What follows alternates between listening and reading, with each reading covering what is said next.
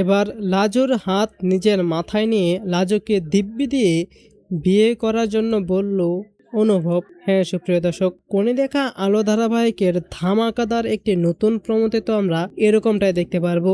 বিস্তারিত জানতে চাইলে এখনই ভিডিওটা একটি লাইক দিয়ে চ্যানেলটিকে সাবস্ক্রাইব করে একদম শেষ পর্যন্ত দেখতে থাকো। কোণে দেখা আলো ধারাবাহিকের একদম ধামাকাদার নতুন পর্বে তো আমরা সবাই দেখতে পারবো যে লাজুকে তো আয়ুষ্মানের অনুভবের মা তাদের ঘরে ডেকে লাজুর হাত ধরে লাজুর হাতটি অনুভবের মায়ের মাথার উপর ধরে তাকে দিব্যি দিতে বলে আর বলে যে লাজু তুমি আমাকে কথা দাও যে যাই হয়ে যাক না কেন তুমি কৃষ্ণর জীবনে কখনো কোনো দিনও আসবে না। আর তখন তো লাজু অনেক বেশি কষ্ট পায়, কারণ সে তো অনুভবের জীবনে আসতে চায়।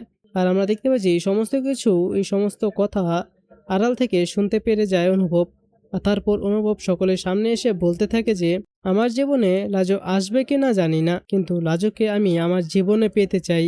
আর তারপর অনুভব লাজুকে বলতে থাকে যে তোমার ডিভোর্স হয়ে গেলে আমি তোমাকে ডিভোর্স করতে চাই লাজু, তুমি আমাকে বিয়ে করবে তো?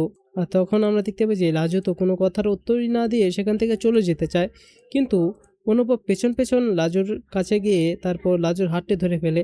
আর তারপর সেই হাতটি অনুভবের মাথায় ধরে আর বলে যে তোমাকে আমার দিব্যি, তোমাকে আমাকে বিয়ে করতেই হবে, তুমি আমাকে বিয়ে করবে তো লাজু? আর তখন তো লাজু পড়ে যায় এক মহা বিপদে, কারণ সে যদি এখন না করে তাহলে অনুভবের কথার কোনো দাম থাকবে না এবং তার দিব্যি ভঙ্গ করার ফলে সে মারাও যেতে পারে। তাই সে এবার অনুভবের কথায় রাজি হয়ে যায় আর বলে যে হ্যাঁ আমি করব, আমি তোমাকে বিয়ে করব সত্যি। আর অনুভব তো তখন অনেক খুশি হয়ে যায়। তো সুপ্রিয় দর্শক, আপনারাও এরকমটাই চান তো যে এরকমই কিছু একটা হোক? তো আপনারাও যদি এরকমটাই চেয়ে থাকেন তাহলে সেটি নিচে কমেন্টে জানিয়ে দিন। ধন্যবাদ সবাইকে।